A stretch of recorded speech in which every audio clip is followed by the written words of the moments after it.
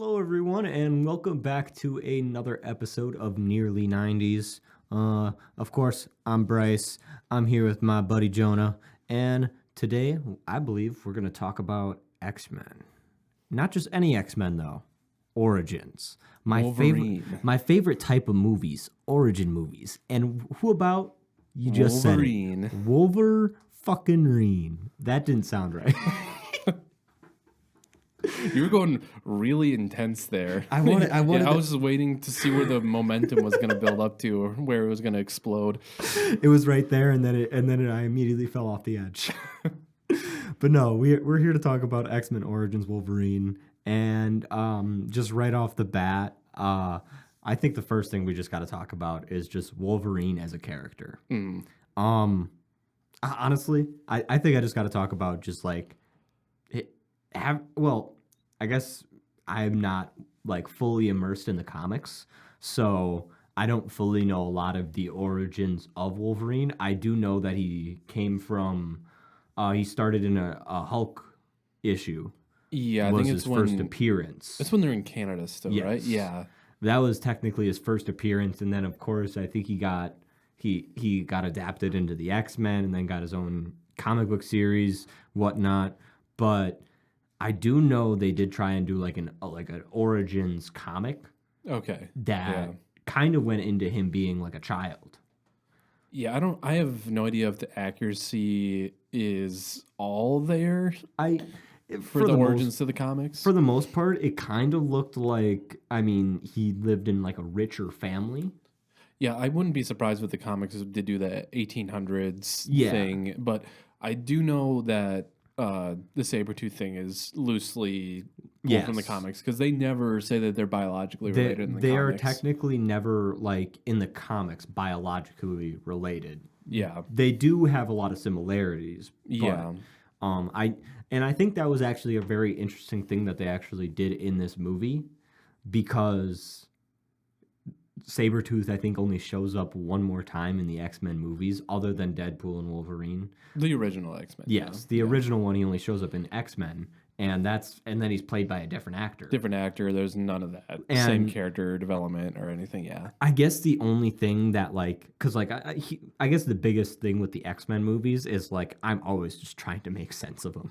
Like, that is the biggest thing. That is exactly where you go wrong, is trying to make sense of the X-Men movies, because we recently, my girlfriend and I, watched all of them again, and a lot of them were her first viewing, mostly my second viewings, but she was trying so hard to piece it together, like so why is Xavier walking here? I'm like, oh, you need to stop right there. You need to stop right there. At any point, like, see, and like I can, like, I know I'm not. It's not me like trying to make excuses to like the movies, but it's me just, I guess, trying to like. You know what? No, it is me just trying to make sense of this in a way that like I can then enjoy these movies just a little bit more. And I guess in the terms of Sabretooth, I know we're trying to talk about Wolverine. I got completely off topic right away. That's okay. But I guess in the case of Sabretooth, it is interesting. Just knowing that they are technically brothers. Yeah. And then seeing him in X-Men, I personally, I like to believe that because he didn't get the adamantium, and this is something in the comics, that when the adamantium was pulled out of X-Men, out of Wolverine's skeleton, he actually beasted out a little bit more. Okay. And he kind of got more aggressive, and like his hair grew out to aggressive lengths, and like he had the bone claws. And I think that's kind of my like explain a way to be like, all right, this is why he looks different, and why he doesn't like talk or remember. I guess he could remember his brother, but you know, at this point, all he does is just growl. So that's kind of like my way of working around that. But you could totally just say, oh, these are just two different people. Just like thinking of like how many characters like have just the same powers at the end of X-Men Last Stand. Everyone has the Bamf, the teleport power. They still do the same thing with like Toad 2 or 3 times too. He's in like the movies as a recast a bunch of times. Emma Frost a couple times. Right, and that one was a confusing one that we don't even need to get into. Yeah, no, that one didn't make any sense. But I mean, okay. So just to put it off the bat, personally, I believe there are 2 different timelines for the X-Men movies. Well, yeah. I mean, do you mean 2 different outside of when they reboot it in Days of Future Past? So I believe that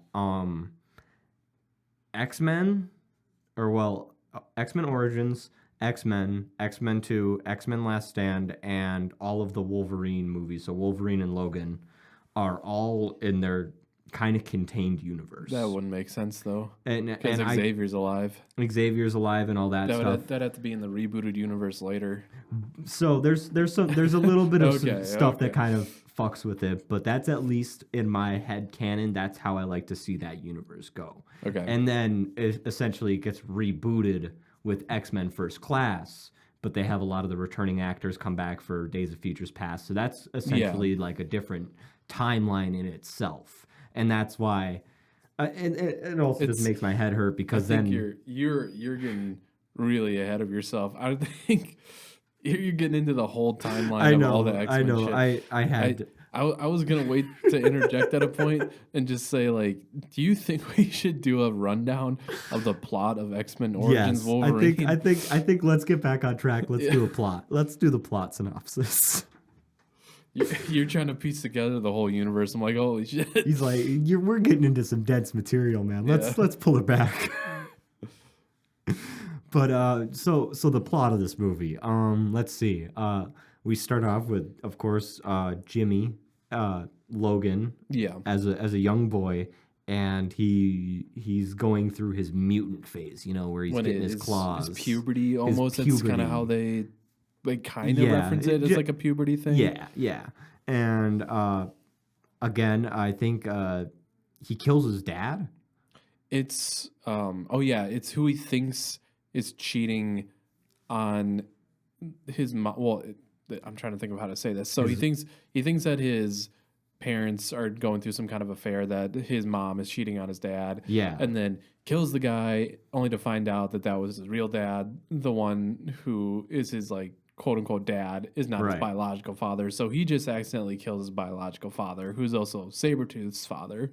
So, and that kind of leads them to run away from, I guess, their problems and essentially go into war. Him and Victor is his name. Him and Victor. Sabretooth. Which the intro is pretty cool. A lot of people give the intro credit for Origins Wolverine. It's the montage of Wolverine and Sabretooth fighting through all like the American wars, basically. It is personally like my favorite part of the movie. Yeah. Is just that intro sequence. And personally, me, I talked about this a little bit before with my brother, but I was like, dude, this could have been just such a better movie for X-Men Origins Wolverine. Just like seeing Logan and his brother go through war, and then how like Victor would just go mad from war, and then I think they don't display it as well as it could be, because from what you're saying, it sounds like you could see it be like being in wars is what made him kind of lose his shit, but they don't really display it that way. No. They just they do the whole like, I'm just an animal thing. Right. It's like they don't imply that it's like war itself that cracks him. Instead, it's just like, come on, look at us, Jimmy. We're animals. It kind of just fueled that animalistic side of him more. Yeah. So okay, I have to agree with you there. That definitely, I think I might have just like interpreted stuff, just like watching it. You're trying to find it to be so much deeper than it needs credit for. I always try and do that. I mean, definitely try to look for the best, right? The best parts of movies, even if they're bad. But I mean, just kind of speaking freely, it's not that great of a movie. No, this is a bad movie. I think there are far worse sci-fi movies out there. I think this thing gets tossed down to the bottom of the barrel where, I mean, it's not good, but I think there's far worse out there. I don't think it needs to be like that bottom of the tier list that a lot of people put it on. But I mean, it's not great.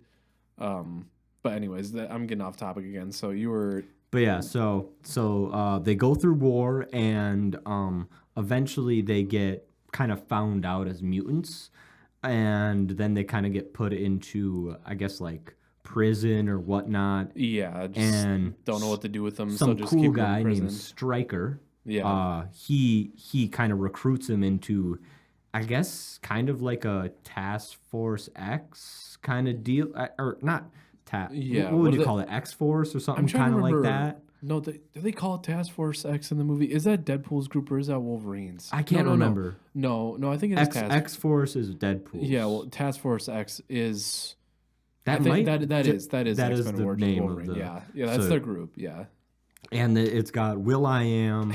There's so out of place. Will.i.am. There's some Asian guy that can just shoot really well and just jump 50 feet in the air. I think it's just a hyper senses. I've always tried to figure out what his mutant ability like. I think it's just like a heightened senses thing. I think that's really all it is. The jumping, I think. It's like a one-time thing. I think you can just. He does it twice. I think you can just excuse it as just like an over-the-top CG moment. Yeah, you know? I guess. The wire work in this movie was something else. Oh, at some when points. Victor runs. Yes. Yeah. Oh my gosh, it's speed it up a little bit. He's stationary in the air for too long when he's running. Yes, it's so weird looking. The speed at which when they're going into that base or something early in the movie, he is running straight up like a concrete wall, and the speed that he's going, where he's like again hovering in the air, and the speed that he's going makes zero sense. Yeah, it's so unnatural. It looks so unnatural. There's sometimes like where they do CG for it, and I mean we can get into this CG in this movie in a little bit, but before we get into that, because that's a huge that thing is a big in this part movie. Of this. CG is everywhere in this movie. But one time I actually didn't mind it was when Sabretooth is getting like Cyclops or something. Okay. It's when they're in a school. I think it's like where Scott, is that his name, Scott? Yeah. It's where Scott goes to like high school and Sabretooth kidnaps him for something relevant to the plot later. But when he chases him in that, there's no wiring in that one. He does a full CG jumping on the walls, and it looks kind of good. Yeah, looks kind of cool. They should have definitely done that more. Yeah, no, that looked really solid comparatively to like all the wire work they were doing. Yeah.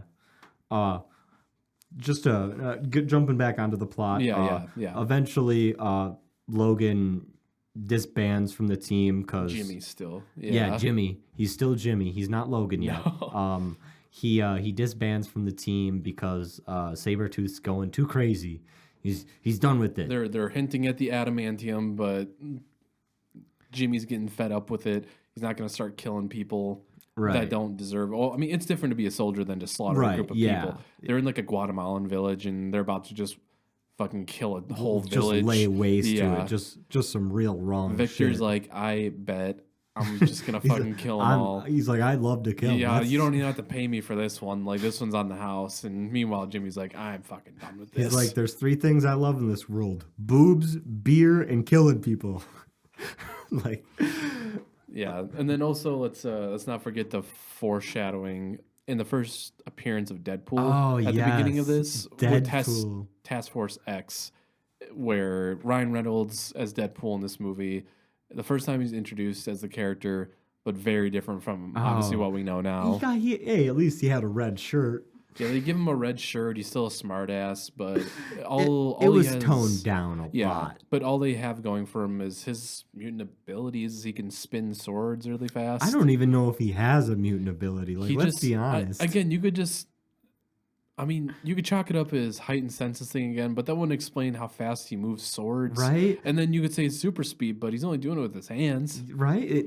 But he sees the... He sees the bullet. He sees the bullet in his sword. That's what confuses. Like, he had to have some sort of... I don't know. They never explained his... They have flimsy mutant abilities in the task force, to say the least. They're just all very generic, so that you could do a lot of things. Yeah. But back to the plot. Jimmy finally disbands, and he finds the love of his life, and then And that's when he gives himself his new name, Logan. Yes, is when he wants to make a new life for himself. Yes. We get introduced to the love interest of the movie, which, I mean, did you like her? She was all right. I mean, this is one of the things where I see a lot of people say is one of the worst parts about the movie, which I don't agree with. I think it's just fine. I think she did what she needed to do in the aspects of like an origin movie. Yeah. As kind of be the, I think it's called fridge logic, but pretty much you put a main love character in the movie just to kill him off, to give the main character something to fight towards or fight for. Which is kind of what they did in here, but they flipped it on its head. Yeah, which I mean that's even more clever than the generic plot of that. I kind of saw it coming. Yeah, I mean, there's no fucking wound, which also spoiler, but who really cares? We're not really we're not trying to do a spoiler free thing where we amp up to it. This isn't like a story time thing. I mean, we're just going through the plot, but she doesn't die, and then they imply that Sabretooth faked her death, which makes no fucking sense because all he did was splatter blood on her. Well, there's no fucking wound. Like when Jimmy Logan grabs her and she doesn't have a pulse. Sure, maybe like, oh fuck, she's dead, but she's dead without a pulse. No wound and blood on her. Like, and there's it's so wild that Logan believed that. Which, of course, this then leads Logan fighting Sabretooth a little bit and losing. His ass kicked. He gets his ass kicked for some reason. I don't know why. I think they just imply that naturally, without the adamantium, he's just biologically like beefier, weaker, tougher. Oh, Victor's tougher. Oh, Victor, sorry. Yeah, Victor, when it comes to like their natural mutation, Victor's better. Right. But then that's the push for him to get adamantium that Stryker offers him, the Weapon X project. Yeah, and it is wild because then this is kind of like it's all kind of, at some point you do have to, you figure out that this is all kind of planned by Stryker. Yeah. So, which is weird having Sabretooth grab all these mutants, kill Logan, or kill Logan's girlfriend just to have Logan get the adamantium, which I don't know why he wanted Logan to be like a test subject, and then it got all kind of, which, yeah, that's also another thing is like, I guess Stryker as a villain, like his plot just makes, like his plan makes no sense. I think the only reason, because it feels like a big question that's raised is why not just give it to Victor? I think it's just because Victor's far less stable with it. That's absolutely true. I don't think he wants to make Victor unkillable. Right. So give it to Jimmy. He's more level-headed, but he doesn't want it. So you have to make a scenario where he'd want it, which is this very elaborate ruse of fake killing your girlfriend to kill your brother. And then turns out we're actually just going to try to wipe your memory and use you as a weapon. Right. But this brings us to the old couple. For some reason, there's an Uncle Ben and Aunt May in this. Yeah, that they shoehorn in real quick just to get killed. Yeah. I don't get it. But there's one line that the old man says in it. He's like, you look like a man looking for blood or something like that. Yeah. And he's like, you know what happens to a man who goes looking for blood? He finds it. He finds it. And I think that holds a lot of weight just like, I guess Logan's character in general is like, well, he's going on this path, but you're going to get what you're going to find. You're going to get what you want. Yeah. But at what cost? He's saying. And I like the way they worded it. It was very, very top tier in my head. But I mean, then he gets shot. Then he gets shot. Yeah. Then he goes out looking for chocolate milk, and he comes back and finds poor Grandpa shot in the barn. Oh, I freaking love that scene because so that guy, whatever his power is, the Asian guy. Assassin. I just think of him as like an assassin. Yeah, the assassin guy. He murders both of these people, and then I just love it because he hits Stryker on the walk. He's like, Wolverine just killed 2 civilians. Like he didn't have to say that. Stryker's like, the super diabolical evil government guy, you didn't have to cover up the fact that you just shot 2 civilians. Like, it was gonna get covered up regardless, so it didn't matter. You're gonna blow the place up anyway, so why'd you shoot him? Whatever. Yeah, they feel the need to make a cover story that Wolverine killed the 2 civilians as they then blow up the barn willingly. But anyways, this leads to a really cool walking away from an explosion shot. First he's driving away from the explosion in the motorcycle from the barn as you see poor Uncle Ben's limbs flying. If only, but my brother, he was like, all right, yeah, so this is Uncle Ben and Aunt May before they went to New York to take care of their nephew. I'm like, so they survived that explosion. Yeah, they survived the explosion. And the fatal gunshot wounds to their chest. Yeah. The second gunshot wound in New York, though, they're dead. But anyways, this leads Wolverine to, I think, go seek out Will.i.am and Blob. Yeah, who's former members of the team. Blob wasn't fat when they're originally in the task force, but he let himself go when the team splits up, and then there's a funny little banter moment where they're boxing. Mm-hmm. Yeah, no, I actually did really enjoy the moment where he boxes Blob. That wasn't bad, no. I mean, we got to get into the video game after this, but after that, they go meet Channing Tatum. Yeah, it's where they get the tip from Blob to go check out the only person who's escaped from Stryker's experiments other than Wolverine, so he can figure out. Wait, why is he? No, he's still trying to kill Victor at this point. He's still just trying to kill Victor. He's trying to kill Victor. But yeah, he needs to know where he is because Victor's apparently with Stryker. Or Stryker knows where he is, something like that. So they got to go to Stryker's Island, and Gambit is the only guy who knows how to get there. Because he's the only one who's escaped, and it's not Channing Tatum. It's John Carter from Mars. Yeah, I just that's the same actor, I think, right? Isn't it? John Carter. I think so. Oh, wow. Anyways. But yeah, it leads into a fight with... And then Sabretooth is just there. Oh, yeah. He kills Will.i.am, by the way. He just straight up unalives him. Yeah, that man is not alive anymore. Sad to say, but... He ripped his spine out mid-teleport. Which is a dope way to do it. It was dope, albeit it was just really... like I don't know if I'd say it was bad. The CG moment, it was kind of goofy looking. It looked goofy, but I mean, it just kind of looked goofy. I don't know if there's a better way to do it, but yeah, I mean, it's such an odd scenario of like a weird like mid-phasing effect, right? With and holding onto his spinal cord. Yeah, it is kind of weird in that regard, but anyways, it does lead to a really funny shot of Gambit just like running on the top of a building and then jumping and then just slowly using his stick to spin down to the ground. Yeah, he like does the Inquisitor Star Wars Rebels thing where he like does a weird helicopter hover down into the alleyway where he has a fight with first Wolverine and Sabretooth have their fight in the alleyway, kicks Sabretooth's ass only to be for some reason interrupted by Gambit, who didn't need to interrupt the fight at all. No. Gambit's whole motive was to escape and not deal with Logan. And then when he sees him fighting Sabretooth, he feels the need to interject and then fight them. He's like, hey, wait, I'm still fighting here, guys.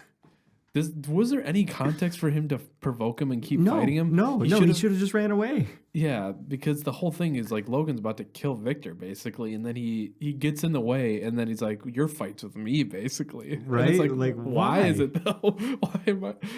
Were you just trying to fucking run? Oh, but anyways, eventually Gambit gets convinced to take Wolverine to the island. And that's where we get our big plot twist that his girlfriend's alive. And he does. I do love his acting in that scene where I was just the fool who got played. A lot of people think that's corny. I thought it was kind of corny. I like the part where he just like looks at her and then just like gets down on the ground and goes, yeah, just got hit in the adamantium nuts. Yeah, like it just hit him so hard that he just like reverse quacked. Like grow those back. But anyways, this then I believe leads to Wolverine freeing a bunch of people, freeing a bunch of mutants that were kept there because they're experimenting on them for Weapon 11. For Deadpool. Weapon 11. I forget. They just so nonchalantly put Deadpool's name in there. He's like, it's for the pool. The Deadpool. Yeah, the different context and the new origin of Deadpool in this movie, that they took the same Deadpool, Ryan Reynolds, his character from earlier in the movie. They experimented on him, probably unwillingly, and then started to put a bunch of different mutant powers in him.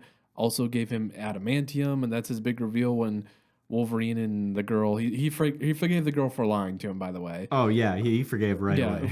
Forgave her. They're breaking the other mutants out. Oh, by the way, she has powers too. We didn't say that. Yeah, we kind of forgot about that. She's a mutant too. She's mutant. She has the ability to make people do whatever she wants by touching them. Yeah.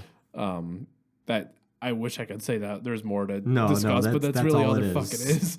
So they're breaking the poor mutants they've been experimenting on and giving the powers to Deadpool for. And then only to be cut off at the gate by Weapon 11, the new Deadpool. Oh God, such a bad design. I know it's been said probably time and time before, but like, what were they doing? I will say it now. When I rewatched all these movies recently, I tried to separate myself from the source material to see, are these movies good if you're not comparing them to how shitty the adaptations are. Yeah. And I like the Weapon 11 thing. It's really cool, and even a lot of the design is pretty cool. The only thing that doesn't make any sense is the full-size fucking katanas that come out of his arms. No. They roll up. They roll up in his arm like those silly bands. Yeah. Because Wolverine, this doesn't make... I know it's a sci-fi movie, and you can say, who fucking cares? Nothing makes sense. But, like, Wolverine, his claws are just big enough that would make sense to fit in his forearms for them to pop out.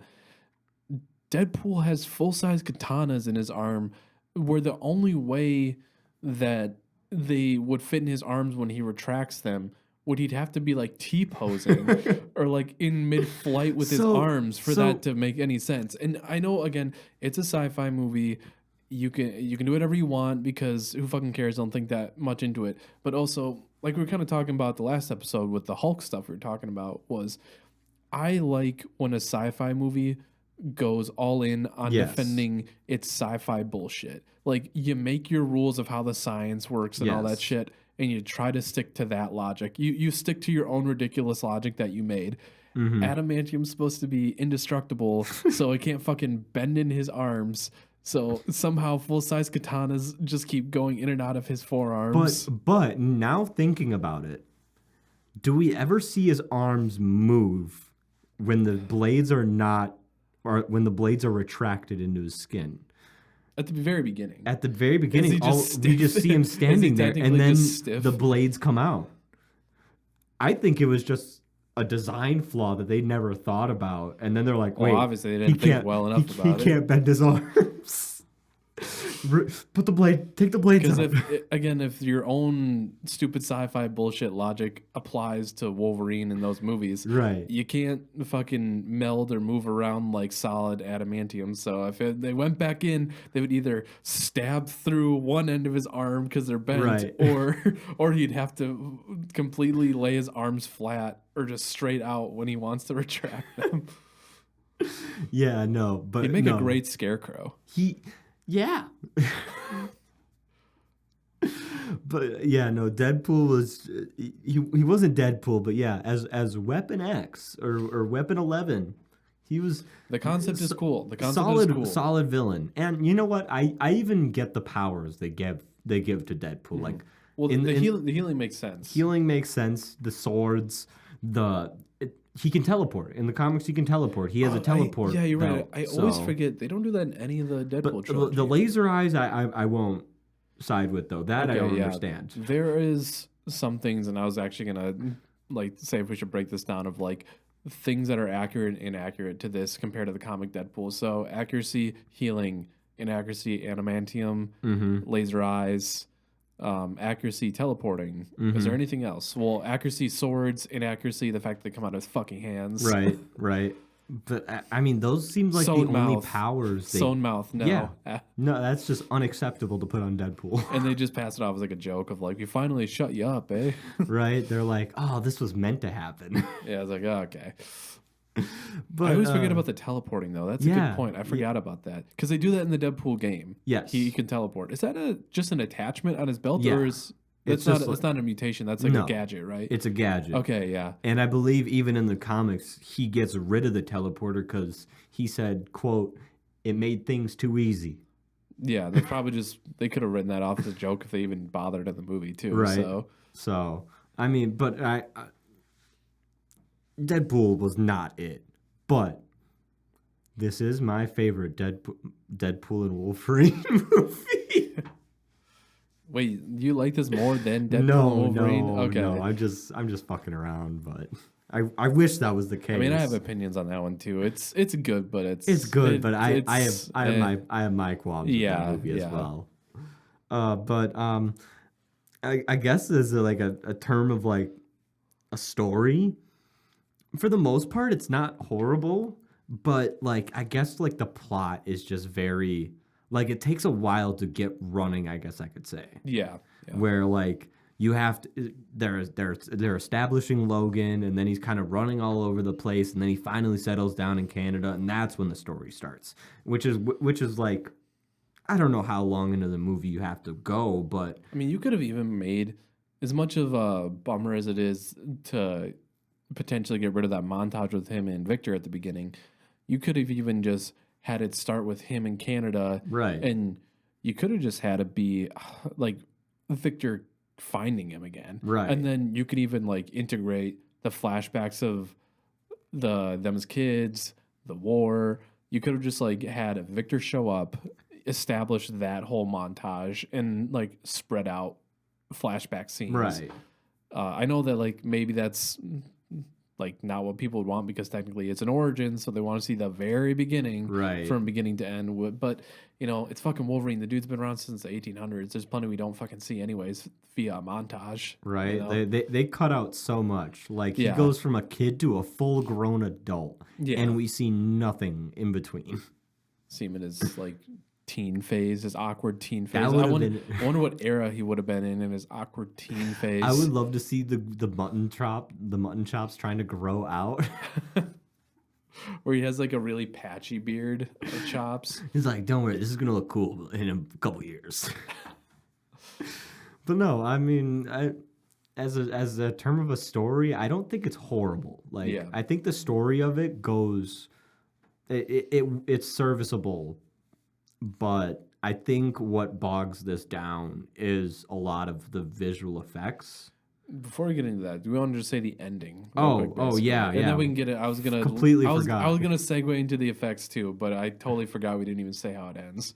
Yeah. Deadpool Victor comes in and helps Wolverine defeat Deadpool, and this then leads Logan finding his girlfriend who's shot or bleeding for real now for some fucking reason. Yeah, she's taken damage from all the chaos going on. Yeah, and Stryker comes in with some adamantium bullets. Which do you think that makes much sense? No. The logic, his logic is that he even implies that he knows he's gonna wipe his memory. Right. Because he says like he'll heal, but his brain will heal, but his memories won't. Like that makes no sense. That makes no fucking sense. That and you're foreshadowing that you're somehow gonna rob his memories from him with a bullet to the skull. And again, their whole thing in the movie is, well, I mean, first of all, the dude can heal from anything anyway. So what would it matter if an adamantium bullet went straight to his skull and he healed? And then he also has the adamantium skull, which they imply that an adamantium bullet going fast enough could damage him. But why? Your lore before was establishing that solid adamantium cannot be fucking broken. Right. But adamantium can penetrate adamantium. Is what they're trying to say, even though they just said that doesn't really make any sense. But, all right, now this also brings up something that I never really thought about. That bullet is just in his head. No, I mean, they show it just like clinking off his head, so it didn't do anything. No, I swear to God. Oh, I think I it know what you're shot talking like about. into his head. There's like I think when it heals, it's still like the indent of it's still partially there, is what it is. Okay. I thought think like it shot straight into his head because like I don't know when just seeing it on the TV, it looked like a black hole. I think was in that his head. hole is just like a little bit of what's left of the bullet. Like it was enough to like dent the skull, but That's crazy. Okay. I guess that makes a little bit more sense because I thought he just had just like a straight adamantium bullet just in his brain. Like it just grew around stuck it. to the skull, and now he just has a bullet sticking out like a bad taxidermy of a deer head or something. When sometimes the bullet's still there. Oh, but yeah, no, that makes a little bit more sense. Yeah, but that's basically the ending. Other than Gambit comes in to help him with barely anything, basically just to help him kind of escape. Xavier shows up for about 2 seconds, walking for some reason to bring all the mutant refugees, right. And then Stryker gets his comeuppance when his girlfriend decides to use her mind control abilities to tell him to walk until his feet bleed and then to keep walking. Which is wild. That's gotta hurt. That's kind of fucked up. It's subtle and simple enough, but really fucked up concept. So yeah, definitely. And then I don't think there's like an end credit scene. No, was that a thing? I don't think so. No. But yeah, that's pretty much. No, there's one. It's Deadpool. Remember? Oh my God! Yes, he comes back. He grabs his head. Yeah. And they imply that like they don't imply. You see it. His like sewn mouth is ripped now. All right. Essentially, it's a cool. Now thinking about that, if they would have actually like shown Deadpool again in the universe, all right, that's a cool origin story for Deadpool. If he didn't have like the laser eyes and katana arms, I'm just sure rip him out. Just like a joke. Yeah, he's like, fuck it, I'll rip him out and just these are my katanas. Yeah. But I mean, it could have been a cool way to. It was kind of a cool way to do an origin story for, I guess, Deadpool. Yeah. Okay. With that being said, that is the ending, though. Yes. So then there's just kind of the CG topic that we were talking about, like the visual effects. Is it way too much to you? I think so. I think they definitely, because like I think even my brother told me that, like even in some scenes where where Wolverine had physical claws, they CGI'd over him. Yeah, it's almost all CG for the claws. Yeah. Which like, is, I think, the very obvious moments, the bathroom at the old people's house. Oh where my just, God! Like that seemed like a very unnecessary moment, like just a slow staring at him. Right. Because in those slow moments, you can see like what the fast slashes, sure, maybe CG, but like, also like if you really just look at the blades and like how they're like sitting on his knuckles, you just see them just slightly fidgeting. I'm like, this is wild. This was put in theaters. I think it's so CG heavy to the point where it's like kind of ridiculous, but it's also definitely a product of its time. Yes. Where I'm trying to remember when this is 2010s, right? Like this early is 2010s. This is around 2010, 2011 or something. Because you even see this in the Spider-Man movies. Like Spider-Man 3 got very CGI heavy compared to its counterparts. Because I think this is like a time in the early 2010s where movies, especially sci-fi and superhero shit, was like, we're gonna try to push really heavy for CG everything for action scenes, and it wasn't good yet. That's for sure. We weren't there they yet. were sure fucking trying to push for it. I'm trying to remember of like a worse moment for me, in like the film in general, and then also just in a CG. I don't know. The CGI, the walking away from the explosion. I mean, that just looked kind of awkward. Yeah. I guess when he's actually like before the explosion shot, you actually see the helicopter like falling to the ground. Yeah. And it looks like they just like took the PNG image of a plane and just like all right, let's add some extra, let's just like expand it. Yeah. Just keep expanding and moving it forward. I think it's not like a standout, just like a one particular thing. Because there's some movies you can be like, just that character looks awful, or just that moment itself, like just the moment where they fucking like fly here looks bad. But like, I just think the whole motorcycle and helicopter chase scene in general, that is a clusterfuck of CG. Holy yes. Yes. I mean, I think we do have to talk about freaking the shot just of Charles Xavier. And like, oh God, just the horrible green screening behind him. That was really bad too. It reminded me of really old school like monster movies where it just looks like people standing in front of an actual movie projector or something. Right. When you see the POV, or not quite the POV, but the back halves of the students looking out at the helicopter, I'm like, oh my God.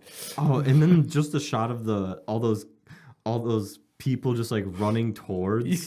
Dude, it looks, they're leaving footprints in the grass. See, I totally forgot about that. I think you changed my mind of what was the worst CG moment, because I forgot that one existed. That one is it. That is it. That is the one. Like, it could have been like, dude, it's such a simple shot. Essentially, it's just a simple shot. You just got to go out into the woods and film people running towards Charles Xavier. No. All right, fuck it. We'll do it on green screen. Yeah, I mean, I understand the CG of helicopter or something, but like the whole screen? Dude, and then there's no shadows. It's just they're running towards them. Yeah. It looks so bad. Yeah, that's the worst one of the whole movie. That takes the cake. Yeah, it's I don't know. It's between that. No, it is that scene. Yeah. Second is the Wolverine claws in the mirror. Yeah, in the bathroom. Yeah. But yeah, that's the worst of it. I think. I mean, we can go over the plot stuff, but we were kind of shitting on the plot the whole time anyway, so I don't know if it's necessary. If anything, what's a good thing you can take away from this? Like, what's some favorite things? Personally, I love. I mean, well, what do I like about this movie? I do love, I guess, the brotherhood kind of relationship that is put in place between Wolverine and Sabretooth, which, I mean, I think it's not built very well, but I feel like their acting between each other carries a lot of that. I think the guy who's playing Victor in the movie is super overqualified for the role. Oh, yes. I think he's playing it really well for what he has. Mm-hmm. I think any negative qualms I have with it is more just the writing and like artistic direction of it. Because I think give him the right scenario and he would be even fucking better as Sabretooth, because he was really good in the role. I think it would have been actually cool to see him return for Deadpool and Wolverine. I think that would have been more interesting than to see, what was his name, Tyler Mane come back. And don't get me wrong, the black trench coat is a vibe in and of itself, but it would be really cool to also see him, that actor, in a like real Sabretooth attire. Yeah, it would have definitely been really cool to see. Other than that, I mean,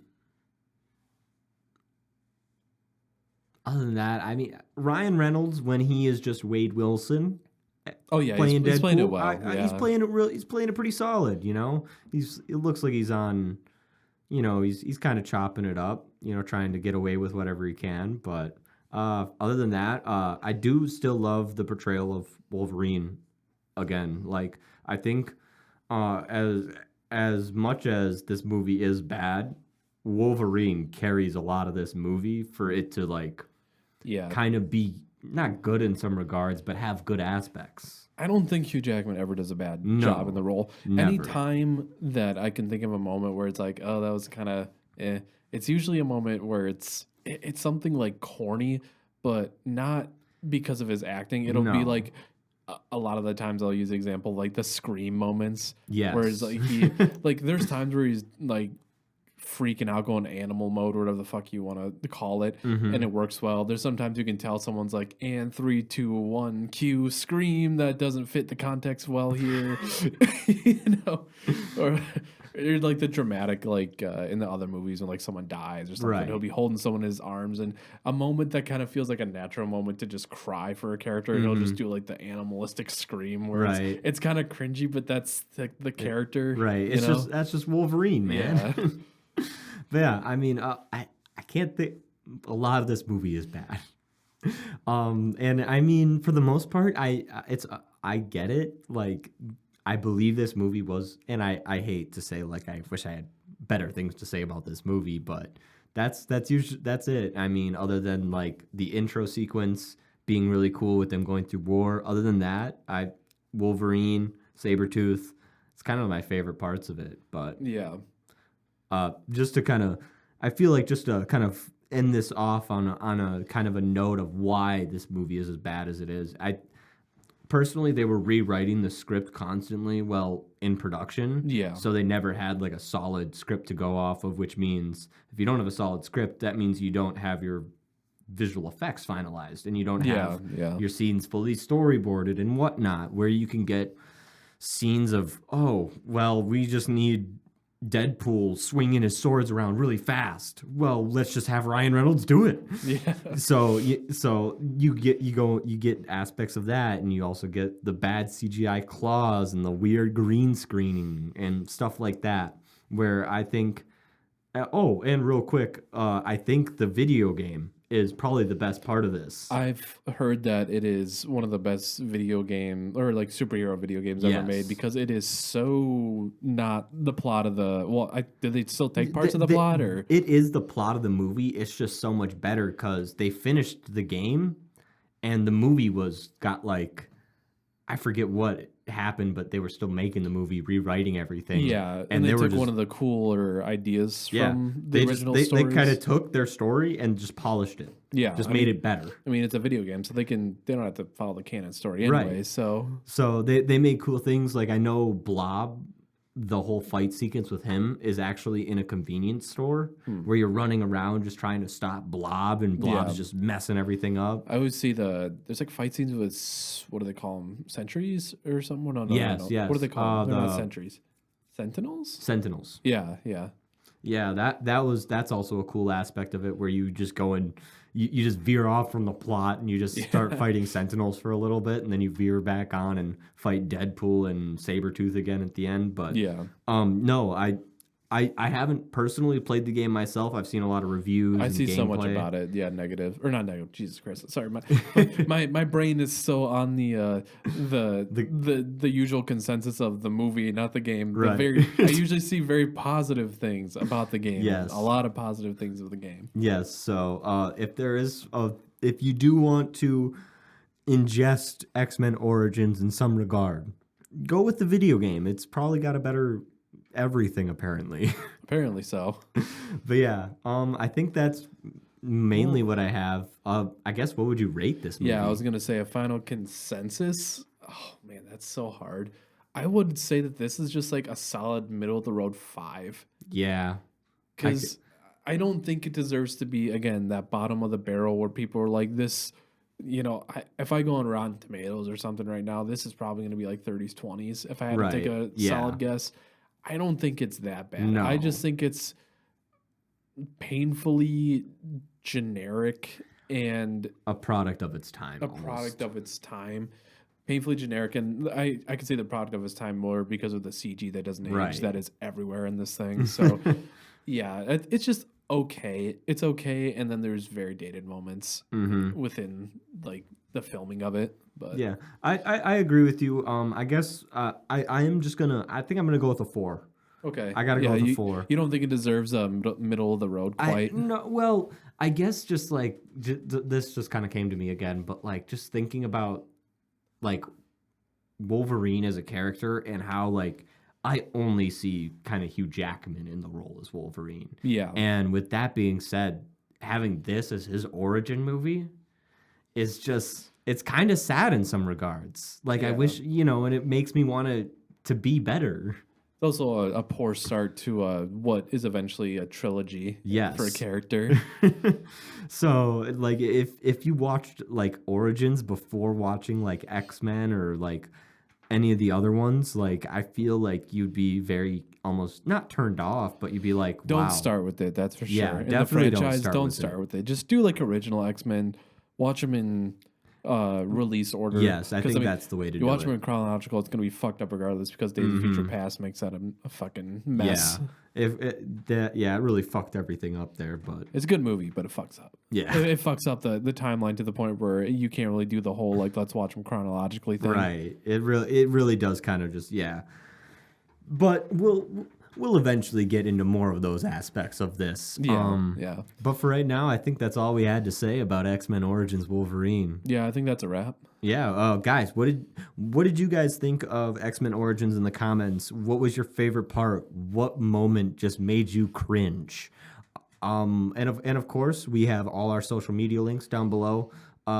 Remember to leave a like on this video, and remember to hit that subscribe button, guys. And if you have any opinions of which one you'd want us to do a review of next, let us know. Yeah, give us suggestions. Yeah, We're all for community suggestions. We absolutely. usually have like our own list of stuff that we're watching and stuff like that. But sometimes people can throw out some shit that maybe we haven't even seen before. It doesn't have to be X-Men. I mean, we're still doing all the Hulk stuff.